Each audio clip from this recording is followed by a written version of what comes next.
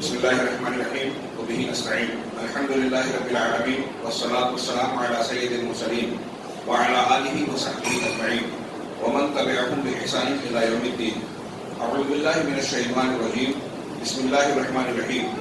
ليس البر أن تولوا وجوهكم قبل المشرق والمغرب ولكن البر من آمن بالله واليوم الآخر والملائكة والكتاب والنبيين وآتى المال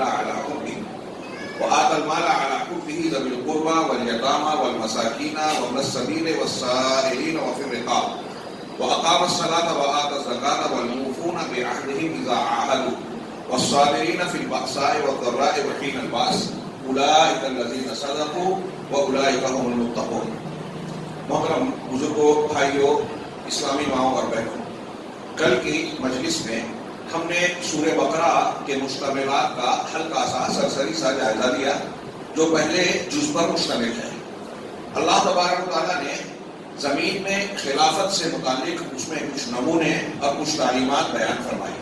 اس کے بعد دوسرے جز سے اگر ہم سورہ بقرہ کے مضامین پر نگاہ ڈالیں تو صاحب اول مرۃ اتدبر القرآن یہ ایک کتاب ہے. اس کے مطابق انہوں نے بڑے بہترین انداز میں سورت کے مضامین کو ذکر فرمایا ہے. چنانچہ کہتے ہیں کہ جزء ثانی یعنی دوسرا پارہ شروع ہوتا ہے تو وہ اللہ تبارک و تعالیٰ کے مقرر کردہ منہج اور دستور حیات کو بڑے مرتب انداز میں پیش کرتا ہے. یہ منہج اور دستور انتہائی بہترین مراحل مرحلہ در مرحلہ امت کے مزاج اور امت کے فائدے کے اعتبار سے بیان کیا گیا ہے. امت کا یا لوگوں کا ہر فرد کی طبیعت اور ان کے نفس کی ضرورت کے مطابق اللہ تبارک و تعالیٰ نے اس میں احکامات اور اصول ضابطے بیان کیے. عقائد بھی، احکام بھی، اخلاقیات بھی اور دوسروں سے تعلقات کے معاملات بھی. چنانچہ سب سے پہلے دوسری امتوں سے امت محمدیہ کا امتیاز ظاہر کیا کہ یہ قوم اور یہ امت دوسروں کے تابع نہیں ہے. اس کا اپنا ایک تشخص ہے، شناخت ہے، پہچان ہے. یہ دوسروں کے پیچھے چلنے والی نہیں ہے. اس میں اس ضمن میں اللہ تبارک و تعالیٰ نے کئی احکامات ہے. آیت نمبر 104 سے 106 اور 141 کا ذکر کیا. آپ جانتے ہیں اللہ تبارک و تعالیٰ نے امت محمدیہ کے لیے تحویل قبلہ کا حکم دیا جس پر بڑا اعتراض کیا گیا. یہود و نصارہ ہی نہیں، بعض دوسرے لوگوں نے بھی اس پر اعتراضات کیے.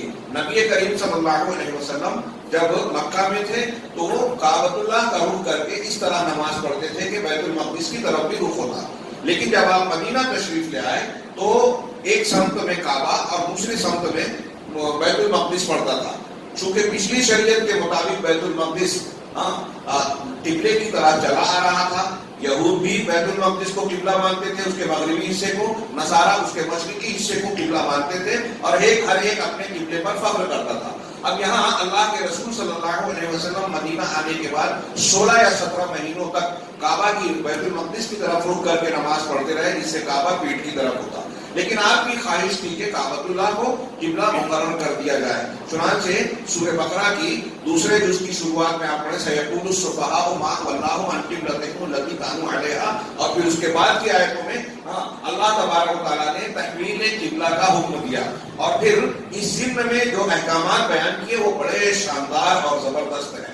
اگر ان پر گفتگو کی جائے تو گھنٹوں کم پڑیں گے کہ تم ان کے قبلے کی تو مطابقت نہیں کر سکتے، وہ تمہارے قبلے کی مطابقت ہے. اور نہ وہ تمہارے قبلے کی مطابقت کرنے والے ہیں. اور اگر آپ ان کی خواہشات کی علم اور دلیل آ جانے کے بعد پیروی کریں گے تو آپ کے لیے وعید سنائی ہے. اس میں مطلب یہ کہ اسلام آ جانے کے بعد، اسلامی تعلیمات کے مل جانے کے بعد ہمارے لیے درست نہیں ہے کہ ہم دوسروں کے طریقے پر چلیں، یہود و نصارہ کے اصولوں کی پیروی کریں.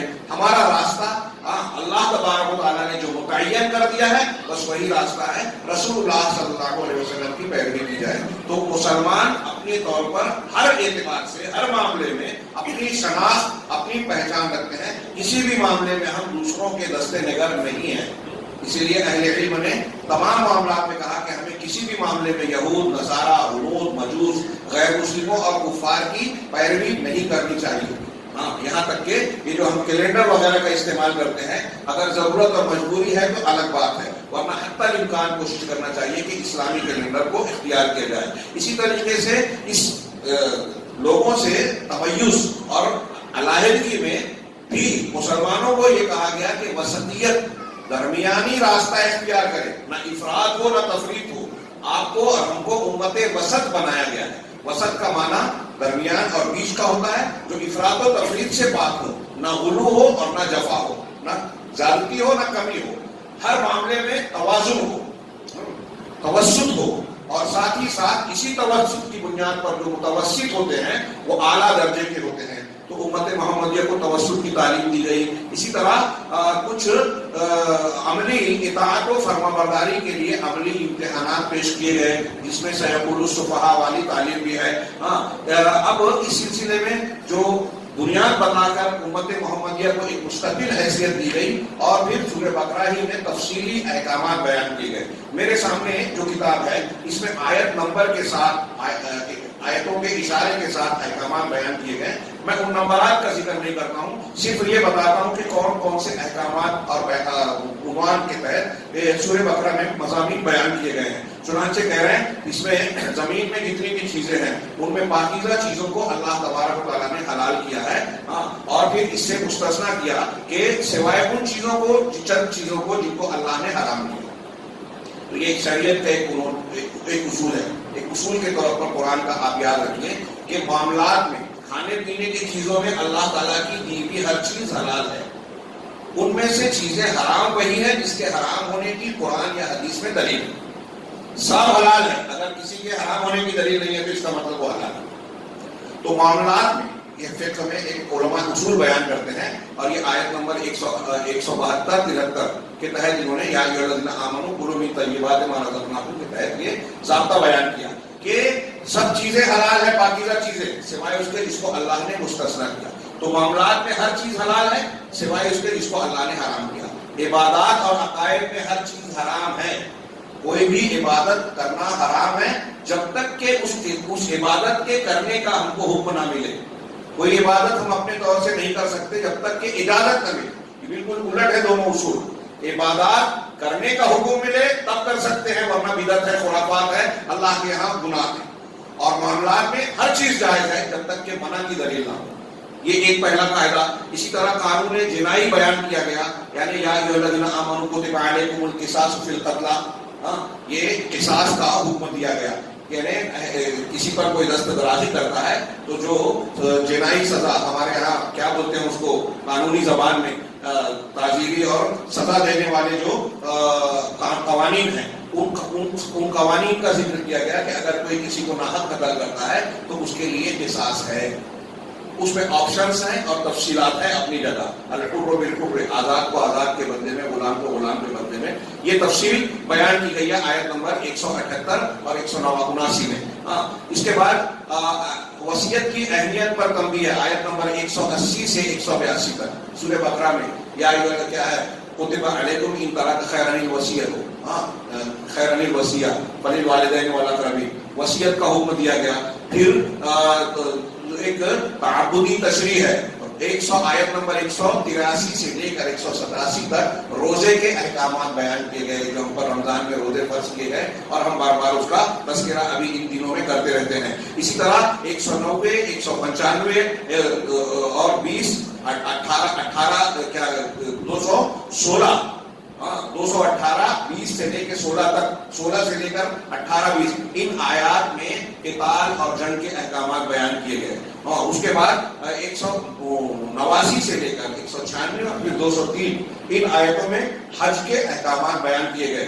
پھر اس کے بعد جو ہے مختلف آیات میں خاندانی نظام، آپ کا گھر کیسے چلے، اس کے احکامات۔ چنانچہ نکاح کے احکامات، لا تنکحوا المشرکات حتی یؤمنن، مشرک عورتوں سے شادی نہ کرو یہاں تک کہ وہ ایمان لے آئیں۔ اور ایک اللہ نے آگے فرمایا کہ ایک مومنہ لونڈی، اگر لونڈی بھی ہے مومنہ تو وہ مشرکہ عورت سے بہتر ہے، چاہے ان کو اچھی لگے۔ ایک مشرکہ عورت بڑی خوبصورت باجمال ہو، دولت مند ہو، بڑی صلاحیت والی ہو، پوسٹ والی ہو، اس کے مقابلے میں ایک غریب اور چھوٹی قسم کی سماجی اعتبار سے کوئی مومنہ خاتون نظر آئے، اللہ نے کہا کہ وہ مومنہ خاتون تمہارے لیے زیادہ بہتر ہے۔ اسی طرح یہ بھی حکم دیا کہ تم مسلمان عورت کا نکاح کسی مشرک مرد سے نہ کرو، چاہے تم کو وہ اچھا لگے۔ پھر اس کے بعد ایلا کا حکم ہے کہ اگر کوئی قسم کھا لیتا ہے اپنی بیوی سے علیحدگی کے لیے، رسول اللہ صلی اللہ علیہ وسلم نے اپنی بیویوں سے ناراض ہو کے 1 مہینے کے لیے ایلا کیا تھا، للذین یؤلون من نسائہم تربصوا 4 اشہر، یہ قرآن میں آیت ہے، چنانچہ اس میں ایلا کا حکم ہے۔ 227 سے 232 کی آیتوں میں طلاق کا حکم ہے، پھر 229 میں خلا کا ہے، عورت اگر اپنے مرد اپنے شوہر سے چاہے تو علیحدگی اختیار کر سکتی ہے، طلاق کے احکامات تفصیل سے بیان کیے گئے ہیں۔ پھر اس کے بعد مطلقہ اور بیوہ عورت کی عدت کا ذکر ہے 228 اور 234 کی آیت نمبر میں، اور جن عورتوں کو طلاق دیا جاتا ہے، علیحدگی اختیار کی جاتی ہے، ان کا نفقہ خرچہ اور ان کو کیا کیا دیا جائے گا، 236 37 اور 240 241 نمبر کی آیتوں میں یہ احکامات بیان کیے گئے ہیں۔ بچے کو دودھ پلانے کے احکامات بیان کیے گئے 222 اور 223 میں، وَيَسْأَلُونَكَ عَنِ الْمَحِيضِ میں عورتوں کو جو ماہانہ پیریڈ آتا ہے حیض کے، وہ احکامات اس سے متعلق بحث کی گئی ہے۔ اس طریقے سے آپ دیکھ رہے ہیں کہ سورت میں مختلف احکامات بیان کیے گئے ہیں، اور پھر انفاق کا حکم ہے، سود کی حرمت کا ذکر ہے آخر میں۔ پھر اس کے بعد جو ہے ابھی آپ نے آج آخر آیتوں میں سورتوں میں سنا کہ اللہ تعالیٰ نے حکم دیا کہ اگر مسلمان آپس میں قرض کا لین دین کرتے ہیں تو اس کو لکھ لے ہوئے اور اس کے تفصیلی احکامات بیان کیے۔ 1400 سال پہلے قرآن نے یہ ایگریمنٹ تیار کرنے کا حکم دیا، اور ہمارے محدثین نے اس کا طریقہ کار 1400 اس زمانے میں بیان کیا کہ ایگریمنٹ کس طریقے سے۔ آج کل کورٹ میں جو بیان کرتے ہیں نا کہ میں فلاں ابن فلاں پورے ہوش و حواس میں بغیر کسی دباؤ کے، آپ نسائی سنن نسائی وغیرہ دیکھیں، محدثین نے یہ طریقہ اس وقت بیان کیا ہے۔ اس طریقے سے کہہ رہے ہیں کہ غور کرتے جائیے، یہ سورت انتہائی عمدہ طریقے سے تدریجی طور پر مختلف احکامات بیان کرتی ہے۔ چنانچہ سب سے پہلے تحقیق التمیز، ایک مسلمان امت دوسروں سے الگ ہو جائے، اس کو مقرر کیا۔ فَوَلِّ وَجْهَكَ شَطْرَ الْمَسْجِدِ الْحَرَامِ، آپ مسجد حرام کی طرف رخ کر کے نماز پڑھیے، آپ اس قبلے کو چھوڑ دیجیے۔ اور اس میں توازن، ان الصفا والمروہ من شعائر اللہ فمن حج البیت، اس کے ضمن میں۔ پھر اس کے بعد جو ہے الاتجاہ لیس کل شیء، کہ نماز میں صرف رک کرنا ہر چیز نہیں ہے۔ ہم اس آیت کی تھوڑی سی تفصیل آگے تھوڑی سی تفصیل پڑھیں گے انشاءاللہ آخر میں۔ اس کے بعد لیس البر والی آیت سے یہ استدلال کیا۔ پھر یہ مفردات الاصلاح شامل تشریعات اور احکامات بیان کیے، اور پھر ایک کے بعد ایک کچھ انفرادی قسم کی اصلاحات اور تشریعات اور احکامات بیان کیے گئے۔ یہاں ضمن میں ایک سوال اٹھایا کہ اللہ تعالیٰ نے عبادات اور احکامات، دنیا کی زندگی کے معاملات دونوں کو مکس کر کے کیوں بیان کیا؟ تو اس کا جواب دیا کہ یہ سارے کے سارے زندگی کے مختلف شعبے ہیں اور یہ ایک دوسرے سے جڑے ہوئے ہیں۔ ایک بندہ جب عبادت میں ٹھیک ٹھاک ہوگا تو معاملات میں ٹھیک ٹھاک ہوگا۔ اگر ایک جگہ خرابی ہے تو اس کا مطلب دوسری جگہ بھی کمی ہے۔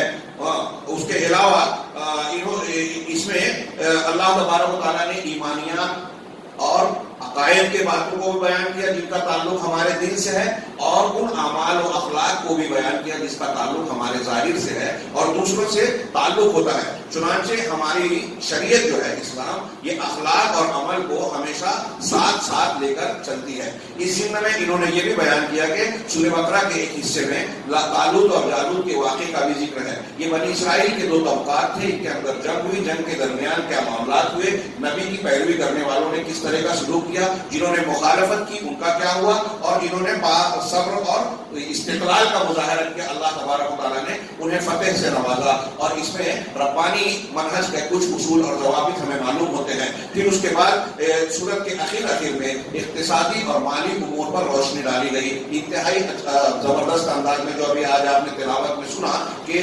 اللہ تعالیٰ نے انفاق کا، اللہ کے راستے میں خرچ کرنے کا حکم دیا ہے۔ جو مالدار ہے، طاقتور ہے، وہ غریبوں پر خرچ کریں، کس طریقے سے اس کے آداب بتائیں کہ خرچ کریں تو لوگوں پر احسان نہ جتائیں، لوگوں کو ستائیں نہیں، اور جب احسان جتا کر اپنے صدقات اور خیرات کو جو ہے ضائع نہ کریں۔ اور پھر اس کے بعد جو ہے یہ بھی بتایا کہ خرچ کرنا ہے تو آپ کو لوگوں کو تلاش کر کے حقداروں کو دینا ہے۔ کچھ ایسے لوگ ہوتے ہیں جو اور ضرورت مند تو ہے لیکن لوگوں کے سامنے اپنی پاکدامنی کے خیال سے ہاتھ پھیلاتے ہوئے نہیں پھرتے، لوگوں سے مانگتے نہیں ہیں. تعرفہم بسیماہم، تم ان کی علامتوں سے ان کو پہچانو گے. ایسے لوگوں کو پہچان کر ان کو خرچ کرنا ہے. ایک طرف انفاق کا حکم دیا، دوسری طرف سود کو حرام کیا، اور یہ بتایا کہ اب بھی جو سود کے لین دین کو نہیں ترک کرتے وہ اللہ اور اس کے رسول سے جنگ کا اعلان کر دیں. اللہ تبارک و تعالیٰ اگر کسی چیز کو حرام کرتا ہے تو اس کا بدل پیش کرتا ہے. لوگ پوچھتے ہیں کہ اگر سودی قرضہ نہ ملے تو پھر ہم کام کیسے چلائیں؟ اگر ضرورت پیش آتی ہے گھر میں آپریشن کی، کسی اور کام کی، تو اللہ تبارک و تعالیٰ نے پھر قرض کے لین دین کی جائز شکل بتائی. اور پھر ایک دم آخر میں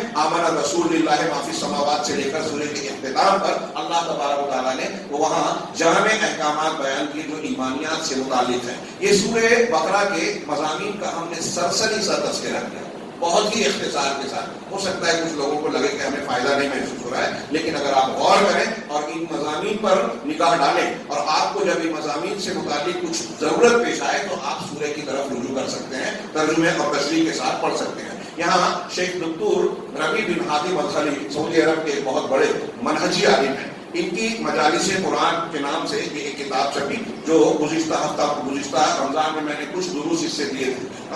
تو اس کے پہلے درس کو اختصار کے ساتھ انہوں نے بڑا مفصل بیان کیا ہے، میں آج کے درس میں پیش کرنا چاہتا ہوں. انہوں نے ذکر کیا کہ سورہ بقرہ جس کی تلاوت کی گئی، یہ سورہ بقرہ بڑی جامع اور عظیم الشان ہے جو عقائد، اوامر، نواہی، تشریعات یعنی اللہ کے احکامات، حلال حرام کے بیانات اور طلاق کے شروط اور اس سے متعلقہ امور جیسے خلا ہے، عدت ہے، نفقہ ہے، اور پھر اس کے علاوہ حج ہے، جہاد ہے، اور ایسے متعدد امور کو اپنے اندر سمیٹے ہوئے ہیں. چنانچہ یہ سارے امور عقائد اور ایمان کی حیثیت رکھتے ہیں. اس کے بعد اللہ تبارک و تعالیٰ کے ایک فرمان کا اس میں ذکر کیا انہوں نے.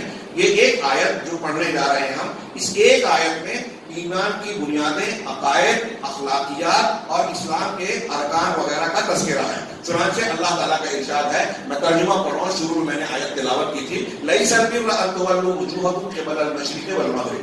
ساری نیکی، اچھائی یہ نہیں ہے کہ آپ اپنے چہروں کو، اپنے رخ کو مشرق اور مغرب کی سمت میں کریں. جب قبلہ بدلا تو یہود و نصارہ اور دوسرے کچھ لوگ اعتراض کر رہے تھے، کچھ مسلمانوں کو بھی اس سے پریشانی ہو رہی تھی، بڑی بحث ہو رہی تھی. تو اللہ تبارک و تعالیٰ نے کہا کہ تم قبلے کے معاملے پر اتنا زور دے رہے ہو، بحث کر رہے ہو، اصل میں کہ یہ نہیں ہے کہ تمہارا رخ کدھر ہے، مشرق کی طرف ہے یا مغرب کی طرف. وَلَٰكِنَّ الْبِرَّ مَنْ آمَنَ بِاللَّهِ وَالْيَوْمِ الْآخِرِ. اصل میں انسان وہ ہے، اچھائیاں کیا ہیں اور اچھا انسان کون ہے، بنیاد یہ ہے. وَلَٰكِنَّ الْبِرَّ مَنْ آمَنَ بِاللَّهِ. نیکی یہ ہے، نیک انسان وہ ہے جو اللہ پر ایمان لایا. اور آگے جو مضمون ہے یہاں میں رک کے اپنے طور پر یہ کہنا چاہتا ہوں کہ اس بات پر غور کیجیے کہ اللہ تعالیٰ گویا اس آیت میں یہ تنبیہ کر رہا ہے کہ ہماری نگاہ اور زیادہ فوکس، زور ان امور پر ہونا چاہیے جو زیادہ ضروری ہیں، بنیادی ہیں، نجات کے اور کامیابی کے لیے زیادہ اہمیت کے حامل ہیں. یہ یہود و نصارہ کی سرزنش بھی کی گئی اور اس کے واسطے سے ہم کو بھی اصول ملا. لیکن آج ہم اگر مسلمانوں کا من حیث المجموع جائزہ لیں امت محمدیہ کا، تو ہمیں اس آیت کو نظر انداز کرنے والی بڑی تعداد نظر آئے گی. قرآن پڑھتے ہیں، سمجھنے کی کوشش نہیں کرتے، اس کی تعلیمات کو اختیار کرنا نہیں چاہتے. آج مختلف جماعتوں کو دیکھیے روئے زمین پر، میں کوئی جانبداری اور تعصب کی بات نہیں کر رہا ہوں، ایک حقیقی بات، واقعی بات کر رہا ہوں کہ دنیا میں اہل الحدیث کے علاوہ اس وقت لوگوں کی دعوت کا جائزہ لیجیے تو انہوں نے اس تعلیم کو اور ایسی تعلیمات جو قرآن کی بہت سی دوسری آیتوں میں، رسول اور انبیاء کی سیرتوں میں ہے، اس کو نظر انداز کر دیا. اللہ تعالیٰ آیت میں فرما رہا ہے کہ اصل نیکی اللہ پر ایمان، آخرت پر ایمان، ایمانیات ہے، اور آگے جو چیزیں بیان کی گئی وہ ہیں. لیکن آپ فوکس کسی اور پر کر رہے ہو. ہمارے یہاں لوگ جو دعوتیں دے رہے ہیں توحید کو نظر انداز کر دیتے ہیں. دیکھیے کوئی فضائل پر زور دیتا ہے، کوئی خلافت اور حکومت قائم کرنے کی بات کرتا ہے. ہمارے نوجوان جوشیلے اور جذباتی جو ہیں، جو وہ کام کرنا چاہتے ہیں جن کی طاقت ہی نہیں ہے، اور دشمنوں کے آلائے کار بنتے ہیں کہ ہمیں یہ کرنا چاہیے، وہ کرنا چاہیے. جو کرنا چاہیے، جو کر سکتے ہیں اسے چھوڑ کے جو نہیں کر سکتے اور جس کے آپ مکلف نہیں ہیں اس کی بات کرتے ہیں. کچھ اہل حدیث حضرات بھی ہیں، ایسے مسائل میں رمضان المبارک آتا ہے، اس کی مبارک ساعتوں میں زیادہ سے زیادہ ان کاموں کو کرنا چاہیے جو زیادہ اجر و ثواب کے باعث ہیں. ہمارے نوجوان سوشل میڈیا پر یا گفتگو اور مجلسوں میں ایسے مسائل پر زیادہ وقت اور طاقت صرف کرتے ہیں جس کا کوئی فائدہ نہیں ہے. پوری دنیا کا ایک چاند ہونا چاہیے، فلاں معاملے میں یہ اختلاف ہے، امام صاحب نے کس طرح پڑھ دیا، تو ہماری بحث زیادہ ان امور سے ہوتی ہے جس کا فائدہ کچھ خاص نہیں ہے. اگر پوری دنیا کے ایک چاند کی بحث پر غور کیجیے کہ اس کا آج کچھ سالوں سے ہمارے کچھ نوجوان جہاں رمضان المبارک آیا اس پر بحث شروع، اور بڑے بڑے لمبے لمبے صفحات پر. کیا مطلب ہے؟ جو اللہ کے نبی صلی اللہ علیہ وسلم اور صحابہ کرام کا طریقہ تھا کہ اس کے فضائل کو حاصل کرنے کے لیے عمل کرتے تھے، وہ عمل کرنے والا وقت آپ اس میں ضائع کر رہے ہو جس کا کوئی فائدہ نہیں اور آپ سے متعلق کو مسئلہ ہے ہی نہیں. ایسے ہی ہمارے نوجوان جو تحریکی اور اخوانیت کی باتیں کرتے ہیں، جنگ کرو، یہ کرو، وہ کرو، آپ اس کے مکلف ہیں ہی نہیں جب آپ کو اس کی طاقت نہیں ہے تو اللہ یہ نہیں پوچھے گا. اور جو آپ کر سکتے ہو، شرک سے لڑ سکتے ہو، ایمان پر محنت کر سکتے ہو، وہ کرنا چاہتے ہی نہیں ہو. پوری دنیا میں دیکھیے یہ اللہ تعالیٰ کہہ رہا ہے کہ جس پر محنت کرنی چاہیے وہ محنت نہیں ہو رہی ہے. اللہ کہہ رہا ہے کہ نیکی ہے اللہ پر ایمان لانا، آخرت پر ایمان لانا، فرشتوں پر ایمان لانا، تو کتابوں پر، نبیوں پر ایمان لانا، یہ ایمان کی بنیادیں ہیں. وآتَى الْمَالَ عَلَىٰ حُبِّهِ ذَوِي الْقُرْبَىٰ، اور نیک انسان کون ہے؟ جو مال کی محبت کے باوجود رشتہ داروں پر، قرابت داروں پر خرچ کرتا ہے، ان کو دیتا ہے. یتیموں، مسکینوں، ابن السبیل یعنی مسافروں، والسائلین سوال کرنے والوں، اور پھر رقاب اور غلاموں کو، گردن کو آزاد کرنے میں خرچ کرتا ہے. وَأَقَامَ الصَّلَاةَ، نماز قائم کرتا ہے. وَآتَى الزَّكَاةَ، نماز کی پابندی کرتا ہے، زکات کی ادائیگی کرتا ہے. وَالْمُوفُونَ بِعَهْدِهِمْ إِذَا عَاهَدُوا، دیکھیے یہ نماز اور زکات ارکان ایمان میں سے آ گئے. اس سے پہلے ایمان کی باتیں تھی، اب جو آگے بیان کر رہے ہیں یہ اخلاقیات ہے. کہ جب عہد کرتے ہیں تو عہد کو پورا کرنے والے ہیں. والصابرین فی البأساء والضراء، اور بیماری میں، دکھ درد میں، تنگدستی بھی، بأساء مالی پریشانی، ضراء جسمانی پریشانی. تو بیماری ہو، دکھ درد ہو یا تنگدستی ہو، فقر و فاقہ ہو، اس میں صبر کرنے والے ہیں. وحین البعث، اور شدت اور تکلیف، مقابلہ یا لڑائی کی شدت ہو، لڑائی یا اس کی شدت ہو، اس وقت بھی صبر کرتے ہیں. دشمن کے مقابلے میں پیٹھ دکھا کر بھاگتے نہیں ہیں، اس وقت بھی صبر کرنے والے ہیں. اولئک الذین صدقوا، جن کے اندر یہ صفات ہیں، ایمان ہے، ارکان ایمان اسلام پر عمل ہے اور صبر ہے، عہد پورا کرتے ہیں، تو یہ لوگ سچے ہیں. باقی جو اپنے آپ کو کچھ بھی کہہ رہے ہیں، بڑے بڑے جنتی ہونے کے دعوے کر رہے ہیں، تو وہ سچے نہیں ہیں. قرآن کہہ رہا ہے کہ یہ لوگ سچے ہیں. وَأُولَئِكَ هُمُ الْمُتَّقُونَ، اور یہی لوگ متقی ہیں. اور جب یہ متقی ہیں تو قرآن انہی کے لیے فائدہ مند ہے، هُدًى لِلْمُتَّقِينَ. شیخ نے اس آیت کا ذکر کرنے کے بعد کہا کہ اس آیت میں ایمان جو اعمال قلوب سے متعلق ہے اس کا بھی ذکر ہے، عقائد کا تذکرہ ہے، اور اعضاء و جوارح سے جو ظاہری اعمال کیے جاتے ہیں اس کا بھی ذکر ہے. اور اس بات کا بیان ہے کہ ایمان جو ہے، اس سے یہ معلوم ہوتا ہے کہ ایمان قول، عمل اور اعتقاد تینوں چیزوں کا مجموعہ ہے.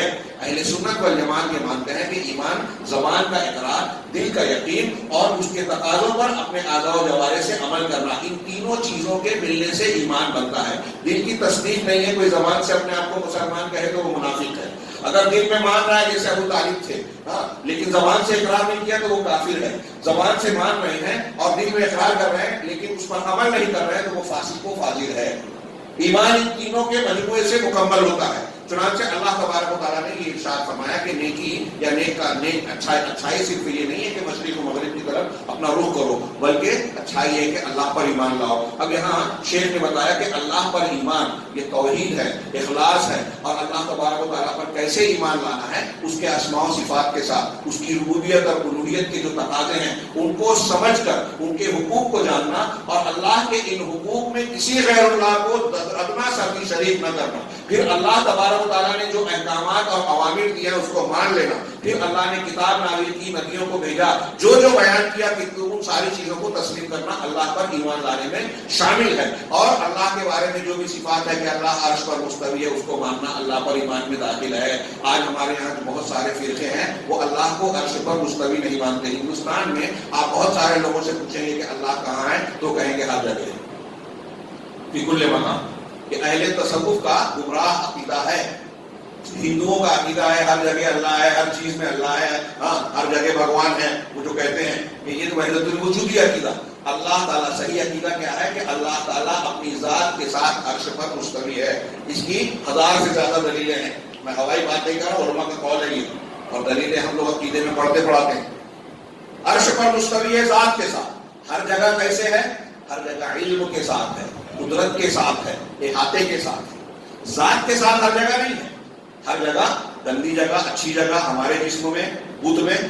یہ ہمارے مفتی صاحب دیوبند کے، ان سے ناگڑ میں ایک صاحب نے پوچھا کہ بھائی ہمارے مفتی صاحب نے یہ کہا کہ ہندو مذہب کے لوگ مورتی پوجا کرتے ہیں، تو مورتی میں بھی اللہ ہے. جب ہر جگہ اللہ ہے تو مورتی میں بھی اللہ ہے، تو مورتی پوجا کرنے والا بھی اللہ کی پوجا کر رہا ہے.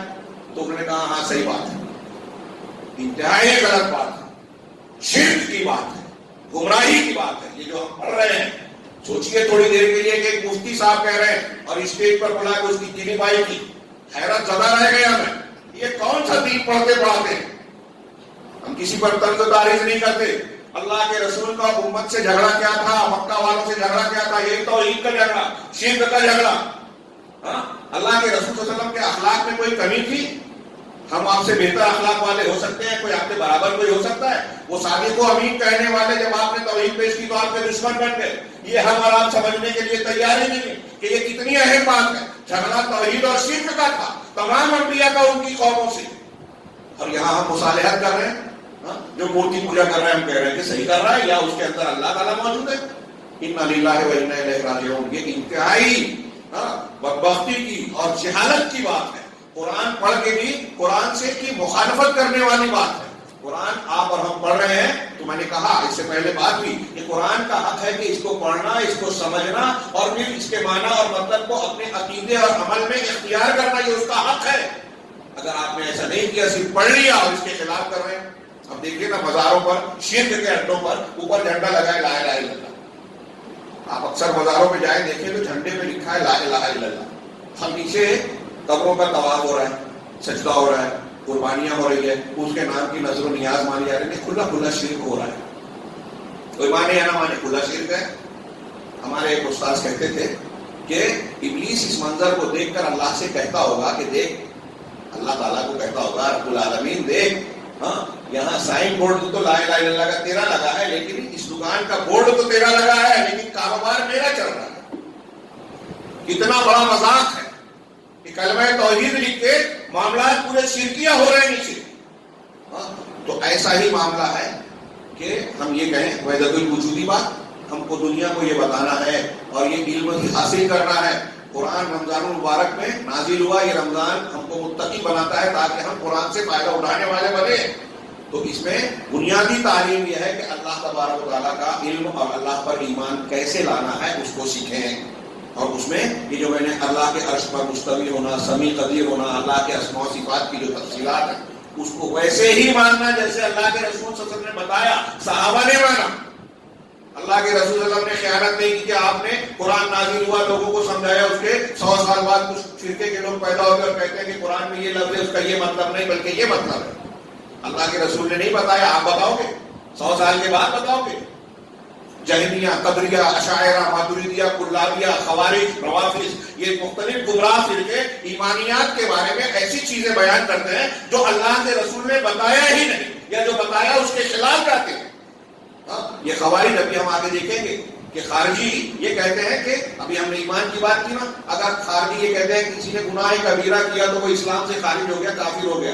آج ہمارے نوجوان عالم اسلام میں سید قطب صاحب اللہ تعالیٰ ان کو معاف فرمائے، سید قطب رحمہ اللہ، مولانا ابو العلا مودودی رحمہ اللہ، ان لوگوں کی تحریرات کی بنیاد پر یہ کہتے ہیں کہ اگر کسی شخص نے کسی دوسرے قانون کو مان لیے، اسلام سے خارج ہو گیا، فلاں اس ووٹ دیا خارج ہو گیا، وہ کافر ہو گیا، مرتد ہو گیا، اس کو گولی مار سکتے ہیں، اس کے یہاں جا کے دھماکہ کر سکتے ہیں. شدت پسندی کی یہ تعلیم خارجیت سے آئی. یہ وہی تھے حضرت علی رضی اللہ تعالیٰ عنہ کو انہوں نے قتل کیا کہ حضرت علی کافر ہو گئے. تھوڑی دیر کے لیے سوچئے حضرت علی رضی اللہ تعالیٰ عنہ کا کیا مقام ہے. اہل بیت میں سے ان کی فضیلت میں کتنی حدیث ہے، ان کے جنتی ہونے کی کتنی دلیل ہے، لیکن یہ خارجی کہتے ہیں کہ وہ کافر ہو گئے. کیوں؟ اس لیے کہ انہوں نے حکم بنا لیا تھا عباس صحابہ کو، امیر معاویہ اور ان کے درمیان فیصلہ کرنے کے لیے انہوں نے ایک حکم بنایا، انہوں نے ایک حکم بنایا تو اللہ کو چھوڑ کے حکم بنا لیا. ایسے کہتے ہیں کہ اللہ کو چھوڑ کے آپ نے جو ہے کیا ہے قانون دوسرا مان لیا تو آپ کافر ہو گئے. ہمارے یہاں میں اکثر سوال کرتا ہوں کہ ہم میں سے کوئی شخص جب اسمبلی یا ممبر پارلیمنٹ کا ووٹ دیتا ہے تو کسی کا عقیدہ کوئی ایسا مسلمان جو جاہل بھی ہو کیا یہ مانتا ہے کہ ممبران پارلیمنٹ جو قانون بناتے ہیں، اسمبلی میں جو قانون بنتا ہے، ہم اس قانون کو اللہ کے اور رسول کے قانون کی طرح مانتے ہیں؟ کوئی مسلمان ہے ایسا؟ اللہ کے قانون کے مقابلے میں کسی کا قانون ماننا شرک ہے، یہ بالکل صحیح ہے، لیکن ان کے قوانین کو کیا ہم ایسا مانتے ہیں یا ووٹ اس عقیدے سے دیتے ہیں کہ یہ قانون ساز ہے، شریعت ساز ہے؟ یہ کہیں گے گائے بیل مت کھاؤ تو ہم اس کو حرام مان لیں گے اللہ کی طرح؟ اللہ رسول نے جب کہا کہ یہ مت کھاؤ تو وہ حرام ہے، تو یہ ممبران پارلیمنٹ اور ممبران اسمبلی اگر کوئی چیز کھانے سے منع کرے تو ہم اس کو حرام مانتے ہیں کیا؟ تو ایسا ماننا ہے کیا شرک کرنا؟ اور پھر اگر وہ ایسا کوئی کرتا بھی ہے تو حضرت ابن عباس نے اس آیت کی تفسیر وَمَن لَمْ يَحْكُم بِمَا أَنزَلَ اللَّهُ فَأُولَٰئِكَ هُمُ الْكَافِرُونَ، اللہ کے نازل کیے ہوئے حکم کے مطابق جس نے فیصلہ نہیں کیا یہ کافر ہیں۔ اس کی تشریح حضرت ابن عباس نے کہا کہ الکفر دون کفر، کفر کے درجات ہیں، یہ وہ کفر نہیں ہے جس کے کرنے سے آدمی اسلام سے خارج ہو جاتا ہے، بلکہ یہ عملی کفر ہے۔ یہ چیزیں سمجھنے کی ضرورت ہے، یہ ایمان ہے جو ہم پڑھ رہے ہیں، جو میں بیان کرنا چاہتا ہوں کہ اصل نیکی یہ ہے کہ اللہ پر ایمان لایا جائے، ایمان کو سمجھا جائے۔ ہمارے یہاں لوگ بڑی بڑی باتیں کرتے ہیں، تحریکیں چلا رہے ہیں اور ایمان کو نہیں سمجھا ہے، جو اللہ کہہ رہا ہے کہ اصل نیکی یہ ہے۔ کامیاب ہونے کے لیے یہ بنیادیں ضروری ہے، اس کو اختیار کیے بغیر کوئی آدمی سچا اور متقی نہیں ہو سکتا۔ آیت کے آخر میں کہا نا کہ یہی لوگ سچے ہیں اور یہی متقی ہیں، تو آپ متقی نہیں ہو سکتے اگر ان چیزوں کو صحیح ڈھنگ سے سمجھا اور مانا نہیں۔ تو اللہ پر ایمان، میں تفصیل میں زیادہ نہیں جانا چاہتا، بات کو سمیٹ رہا ہوں کہ اللہ پر ایمان، آخرت پر ایمان، کتابوں پر ایمان، فرشتوں پر ایمان، یہ جتنے بھی ایمانیات ہیں ان کے ایمان لانے کی جو تفصیل اور طریقہ اہل سنت والجماعت کا تھا ہے، اور صحابہ اور تابعین نے جس طریقے سے ایمان لایا ویسے ہی لائے۔ یہ غیبیات سے متعلق ہے، قرآن و حدیث نے جیسے ایمان لانے کے لیے کہا جتنا بتایا اتنا ہم مانیں گے، نہ اس سے زیادہ نہ اس سے کم۔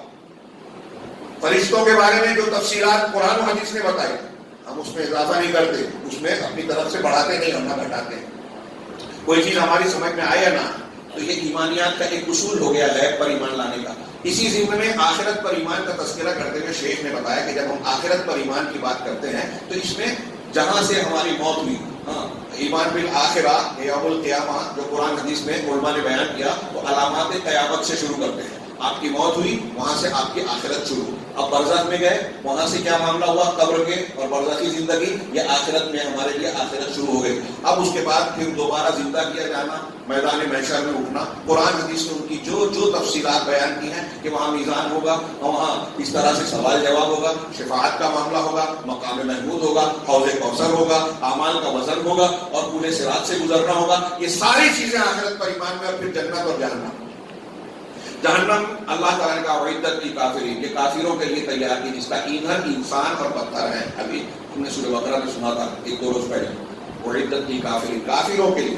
شیخ نے اس کا ذکر کیا کہ یہ جہنم کافروں اور مشرکوں کے لیے ہے، لیکن ایک بہت اہم بات کہ یہ جہنم کافروں اور مشرکوں کے لیے ہے، لیکن اس جہنم میں داخل ہونے میں کافروں اور مشرکوں کے ساتھ اس امت کے اہل بدعت بھی شریک ہوں گے۔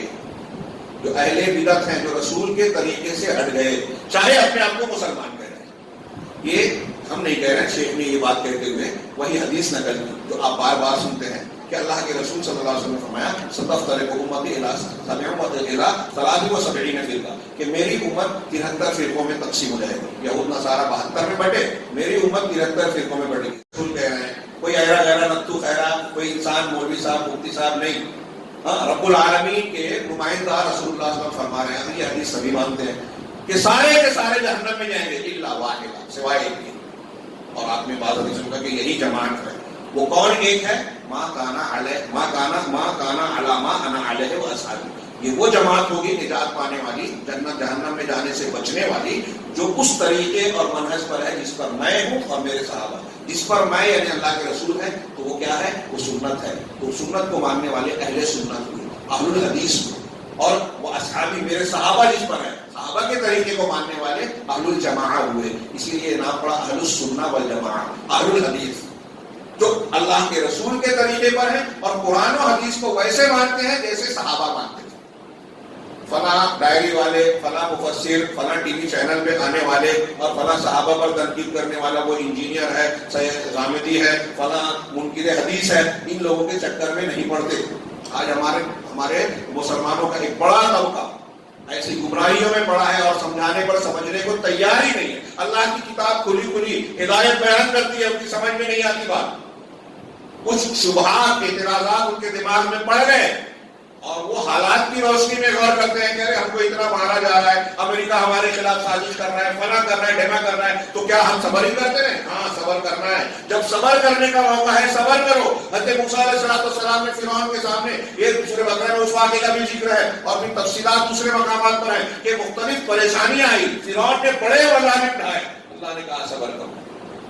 حضرت موسیٰ نے اپنی قوم سے کہا صبر کرو، جب ہمارے پاس صبر کے سوا چارہ نہیں ہے تو صبر کرو اور اللہ تبارک و تعالیٰ پر توکل کرو، دعا کرو، عبادت کرو۔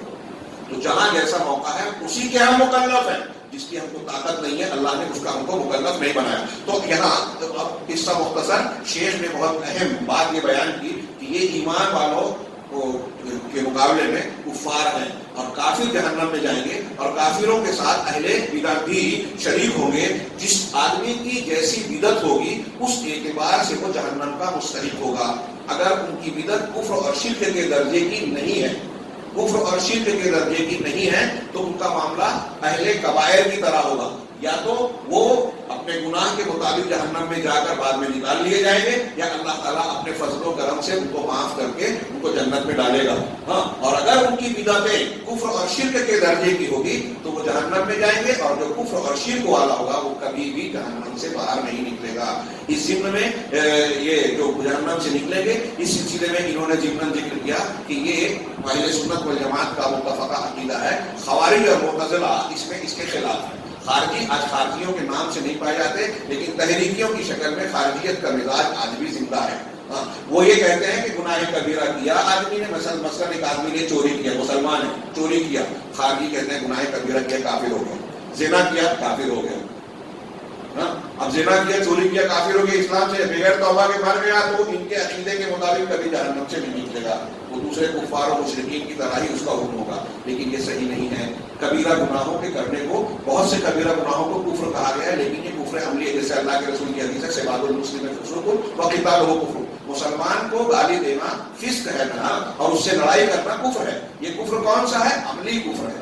اس کے کرنے سے آدمی اسلام سے خارج نہیں ہو جاتا، اس کو سمجھنے کی ضرورت ہے۔ اور جو کفریہ اور بھی چیزیں ہیں تو اس کے کر لینے سے ہر شخص کو ہم کافر نہیں کر سکتے۔ تکفیر کا ایک مسئلہ لمبا چوڑا ہے، انشاءاللہ کسی موقع پر ہم اس کی گفتگو کریں گے۔ چنانچہ شرک اور کفر اکبر، شرک اکبر کفر اکبر ایسے ہیں جو گناہ معاف نہیں کیے جائیں گے، باقی دوسرے گناہ معاف ہو سکتے ہیں، اللہ تعالیٰ پہلے معاف کر کے جنت میں ڈالے یا اس کی سزا دے کے جنت میں ڈالے، لیکن یہ معاف ہو گئے۔ خارجی اس کو نہیں مانتے، معتزلہ اور مرجئہ۔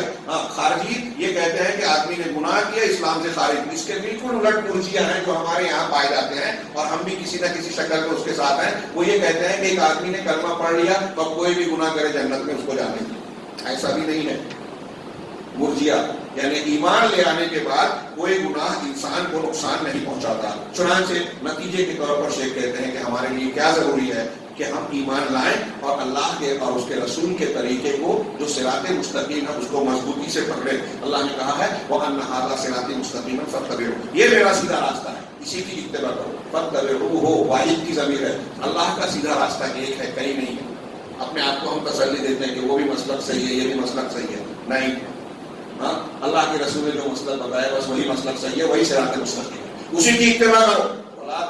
سبل، اور دوسرے راستوں پر مت چلو، اس کی اتباع نہ کرو۔ ہم کہتے ہیں کسی بھی راستے پہ چلے گے کامیاب ہوں گے، اللہ کہہ رہا ہے کہ نہیں، اگر دوسرے راستوں پہ چلو گے تو کیا ہوگا؟ فَتَفَرَّقَ بِكُمْ عَنْ سَبِيلِهِ، وہ اللہ کے راستے سے خود کو جدا کر دے گا، ہٹا دے گا۔ اور جب اللہ کے راستے سے ہٹ گئے تو جہنم کے راستے پہ چل رہے ہیں، وہی شیخ بتا رہے ہیں کہ کافروں کے ساتھ امت کے بدعتی بھی چلیں گے تو بدعتی بھی جہنم میں جائیں گے۔ ان الذین فرقوا، یہ قرآن کی آیت تھی، دوسری آیت ہے سورہ انعام کی، ان الذین فرقوا دینہم وکانوا شیعا لست منہم فی شیء، جن لوگوں نے اپنے دین کو ٹکڑے ٹکڑے کر دیا اور وہ گروہوں میں بٹ گئے، آپ کو ان سے کوئی تعلق نہیں ہے۔ ٹکڑے ٹکڑے کرنے والے کون ہیں؟ جنہوں نے بدعت کو اختیار کیا، جو اللہ کے رسول کی تعلیم کے سامنے کسی اور کی بات کو مانتے ہیں، وہ دین کو ٹکڑے کرنے والے ہیں، جو منہج سے ہٹ جاتے ہیں، چنانچہ یہاں شیخ نے کہا کہ الذین فرقوا دینہم، جنہوں نے دین کو ٹکڑے ٹکڑے کر دیا، اس کی تفسیر اہل بدعت سے کی گئی ہے اور یہود و نصارہ سے بھی کی گئی ہے کہ پہلی امت میں جو دین کے ٹکڑے کرنے والے تھے یہود و نصارہ، وہ بدعتوں سے، اور اس امت کے جو اہل بدعت ہیں، تو دونوں قسمیں اس میں شامل ہیں، کفار کو بھی یہود و نصارہ کے اور اہل بدعت کو بھی، جنہوں نے دین کو ٹکڑے ٹکڑے کیا، اور بھی قرآن کی کچھ آیتیں نازل کی، اور پھر اس کے بعد بتایا کہ یہ جو دین ہے ہمارا، انتہائی افسوس کی بات ہے کہ اللہ کی کتاب بالکل صاف ہے، دین اسلام کا سیدھا راستہ بالکل روشن ہے، اس کے باوجود کچھ لوگ اس کو چھوڑ کر بدعات خرافات کی طرف جاتے ہیں۔ اللہ کے رسول نے فرمایا کہ میں نے تم کو ترکتکم علی البیضاء، میں نے تم کو روشن شاہراہ پر چھوڑا، ایسی روشن شاہراہ لیلھا کنہارھا کہ اس کی رات بھی دین کی طرح روشن ہے، لا یزیغ عنہا الا ہالک، اس سے وہی بھٹکے گا،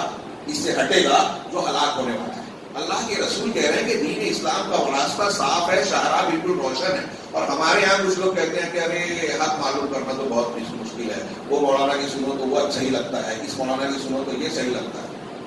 ہو سکتا ہے ایسا لگے، لیکن مشکل نہیں ہے حق کا جاننا۔ اللہ کے رسول کا حق اور سچائی بالکل صاف اور روشن ہے، بعض جزیات میں آپ کو نہ سمجھ میں آئے الگ بات ہے، لیکن رسول اللہ صلی اللہ علیہ وسلم کا منہج کیا ہے، عقیدہ کیا ہے، عبادت کا بنیادی طریقہ کیا ہے، اس میں سمجھ میں نہ آئے، اگر آپ ایسا سمجھتے ہیں تو آپ اللہ اور رسول کو غلط بول رہے ہیں، کیونکہ اللہ اور رسول کہہ رہے ہیں کہ قرآن کو آسان کیا، اللہ کے رسول فرما رہے ہیں کہ ہم نے روشن شاہراہ پر چھوڑا، اور آپ کہہ رہے ہیں کہ یہ پیچیدہ ہے، سمجھ میں نہیں آتی۔ دنیا کی مشکل سے مشکل چیزوں کو آپ سمجھ سکتے ہو، انجینئرنگ سمجھ سکتے ہو، ڈاکٹری سمجھ سکتے ہو، ڈینٹسٹ بن سکتے ہو، انجینئر سائنٹسٹ بن سکتے ہو، سب کچھ بن سکتے ہو، قرآن حدیث کی بنیادی ہدایت نہیں سمجھ سکتے جو اللہ نے ہر ایک کے لیے آسان کیا ہے۔